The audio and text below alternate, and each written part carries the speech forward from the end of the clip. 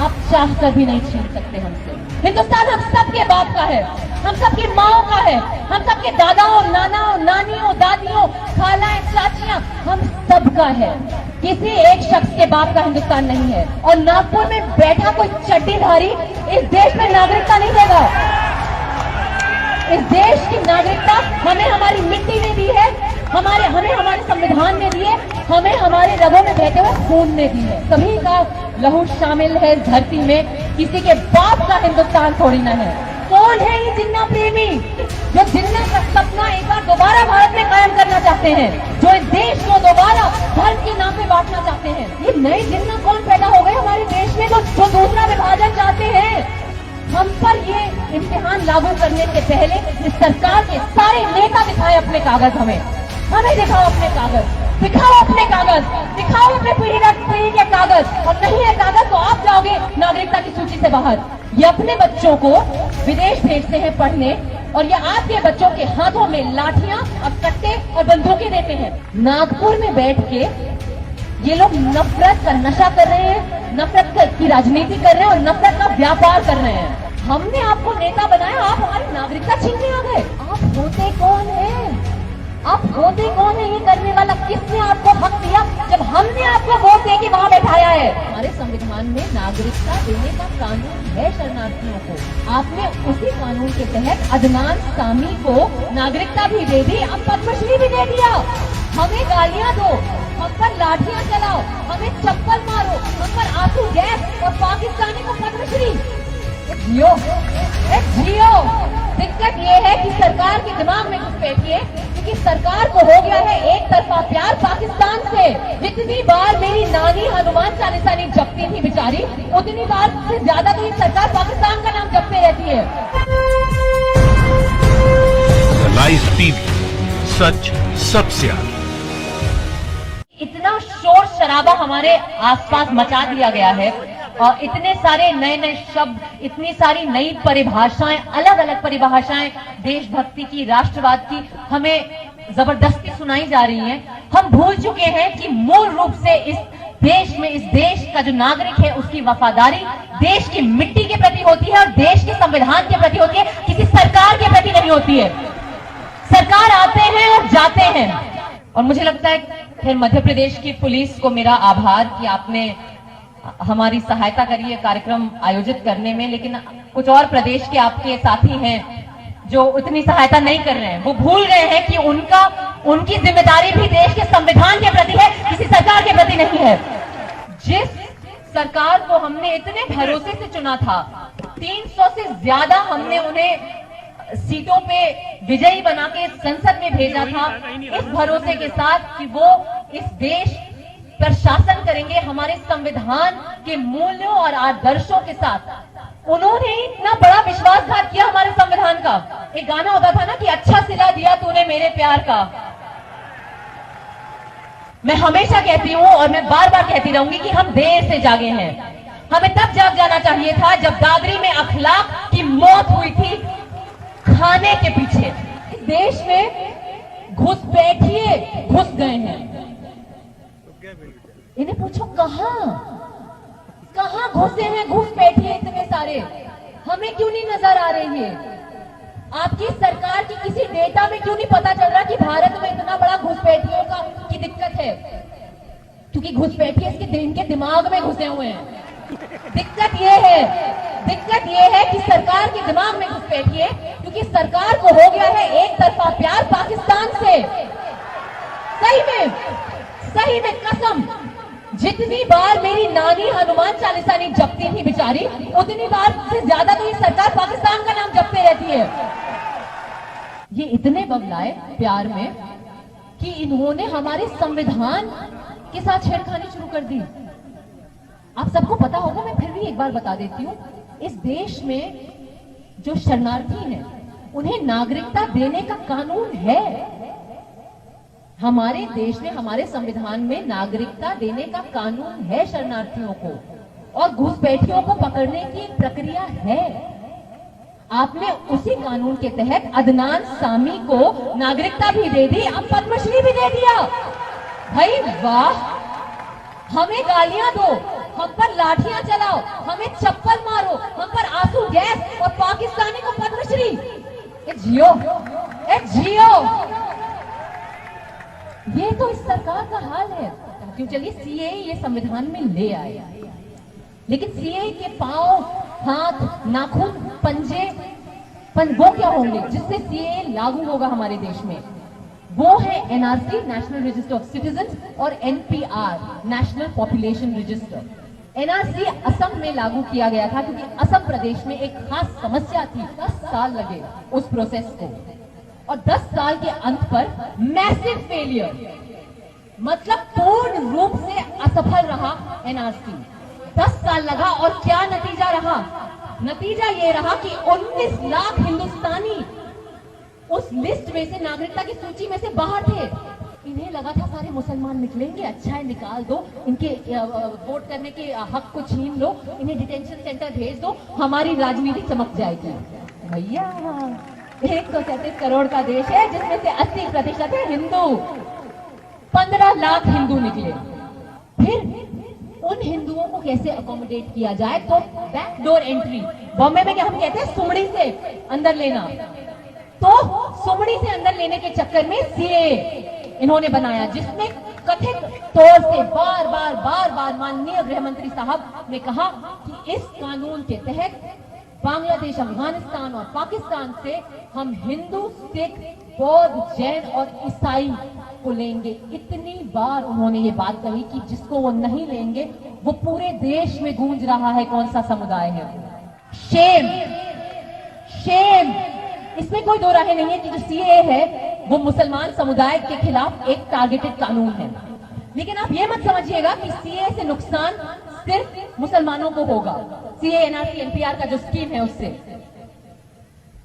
क्योंकि जब कागज दिखाने का टाइम आएगा, ये जो इम्तिहान है नागरिकता का, इसके लिए उन्हें पीढ़ी दर पीढ़ी के कागज चाहिए। इस देश में अधिकतर लोगों के पास कागज नहीं है। आप इस देश की अधिकतर आबादी की नागरिकता को संदिग्ध करने के चक्कर में हैं। आप होते कौन हैं? आप होते कौन है ये करने वाला? किसने आपको हक दिया जब हमने आपको वोट दे के वहां बैठाया है? हमने आपको नेता बनाया, आप हमारी नागरिकता छीनने आ गए। जब उन्हें लगने लगा कि बहुत विरोध हो रहा है एनआरसी का, तो उन्होंने एक नई चाल खेली। महाभारत में जब पांडव अपना हक मांगने आए थे कौरव से, तो कौरवों ने एक पासे का खेल रखा था जिसमें शकुनी मामा हर बार एक नई चाल चल देते थे। हमारी सरकार में भी शकुनी मामा बैठे हैं। जब उन्हें लगा कि एनआरसी की चाल चल नहीं रही है, तो उन्होंने एनपीआर का पासा छोड़ दिया धीरे से। अब वो बता रहे हैं कि नहीं ये कुछ नहीं है, ये तो जनगणना है। अरे कितनी जनगणना करवाओगे? और कोई काम नहीं है क्या सरकार के पास? मतलब हालत देखिए आप, हमारे देश की नौकरियां नहीं है, अर्थव्यवस्था का भट्टा बैठा हुआ है, मंदी ऐसी जैसे कभी थी नहीं, बेरोजगारी का आलम ये कि 45 साल में सबसे ज्यादा बेरोजगारी इस देश में है। कल वित्त मंत्री ने ऐसा बजट दिया कि सेंसेक्स बैठा ही दिया। 3 घंटे भाषण देने के बाद समझ ही नहीं आया किसी को कि क्या था वो। और आप इन फालतू की स्कीमों के पीछे पड़े हुए हैं। आप अनुमान लगाइए कि 137 करोड़ की आबादी में कितने लोगों को आप बाहर करेंगे। पूरे देश में एनआरसी करने की लागत आएगी 54,000 करोड़। किसका पैसा है ये? यह आपका और मेरा टैक्स पेयर का पैसा है। हम नहीं चाहते अपने पैसों को इस फालतू की स्कीम में लगाना। हमें शिक्षा चाहिए जिसका बजट आपने काट दिया है, हमें स्वास्थ्य चाहिए जिसका बजट आपने काट दिया है, हमें सड़कें चाहिए, हमें नौकरियां चाहिए, हमें पानी चाहिए पीने का। कुछ तो नशा कर रही होगी सरकार, सस्ता नशा। और कोई इसकी एक्सप्लेनेशन है नहीं। बहुत सोचने के बाद मुझे समझ में आया कि सरकार नफरत का नशा कर रही है, और नफरत से बड़ा कोई नशा नहीं होता। नागपुर में बैठ के ये लोग नफरत का नशा कर रहे हैं, नफरत की राजनीति कर रहे हैं और नफरत का व्यापार कर रहे हैं। ये अपने बच्चों को विदेश भेजते हैं पढ़ने, और ये आपके बच्चों के हाथों में लाठियां और कट्टे और बंदूकें देते हैं, ताकि वो जब उनको उकसा के वो शाहीन बाग जैसे गांव में भेजेंगे, ताकि वो उनकी घटिया राजनीति करें और फिर बाकी अपनी जिंदगी जेल में बिताएं। ये है ये घटिया खतरनाक नशा।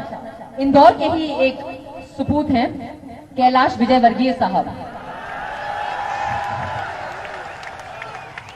भाई एक बात बताइए मुझे, आजीवन जो आदमी पोहा जलेबी खा के बड़ा हुआ हो और उसे फिर पोहा बांग्लादेशी लगने लगे, तो उससे क्या पूछिएगा आप? यही पूछेगा ना आप कि अंकल क्या भूख रहे हो, यही पूछेंगे। और मेरी एक सिंपल सा तर्क है कि अगर पोहा बांग्लादेशी है तो जो आदमी आजीवन पोहा खा के बड़ा हुआ है वो भी बांग्लादेशी हुआ। दिखाओ अपने कागज, दिखाओ अपने पीढ़ी के कागज, और नहीं है कागज तो आप जाओगे नागरिकता की सूची से बाहर। हम पर ये इम्तिहान लागू करने से पहले इस सरकार के सारे नेता दिखाए अपने कागज, हमें दिखाओ अपने कागज।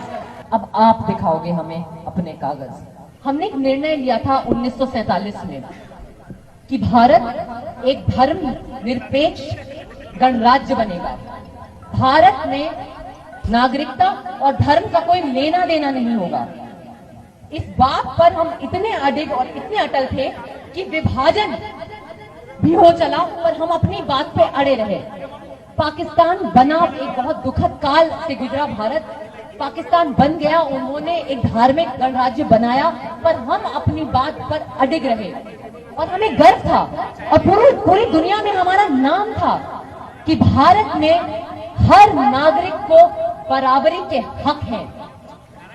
कोई धर्म के आधार पर, जात के आधार पर, समूह के आधार पर, भाषा के आधार पर, लिंग के आधार पर, वैचारिक भेदभाव के आधार पर कोई असमानता नहीं की जाएगी हमारे नागरिकों के साथ। मुझे ये समझ नहीं आता, जिन्ना साहब को गुजरे अरसा हो गया, ये नए जिन्ना कौन पैदा हो गए हमारे देश में जो दूसरा विभाजन चाहते हैं?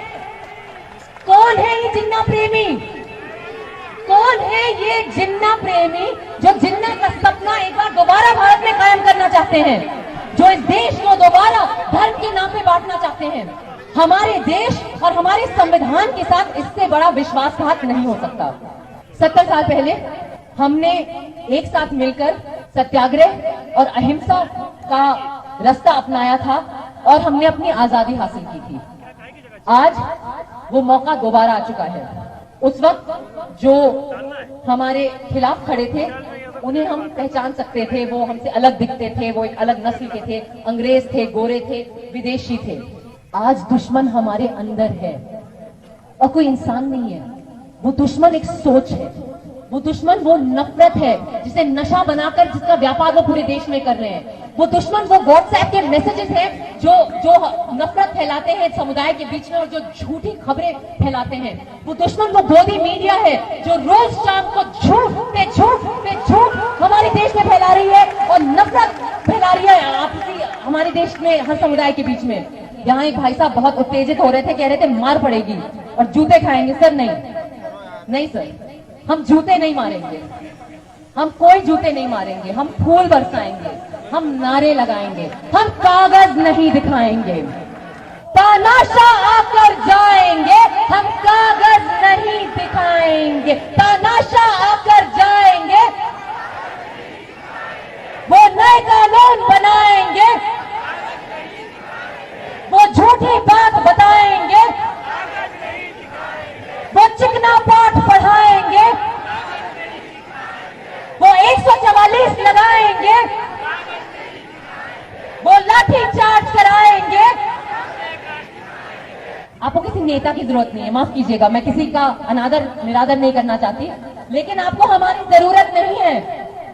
आप खुद में काफी हैं, क्योंकि हमारा संविधान आपके दिल में जिंदा है और आपने, इस देश के छात्रों ने, इस देश की महिलाओं ने और इस देश के शांतिपूर्ण विरोधियों ने ये साबित किया है कि हमारा संविधान, हमारा तिरंगा, गांधी जी का सपना और हमारे संविधान की जो मूल और आदर्श है वो हमारे अंदर जिंदा है। और जब तक वो जिंदा है हम इन सड़कों पर हैं।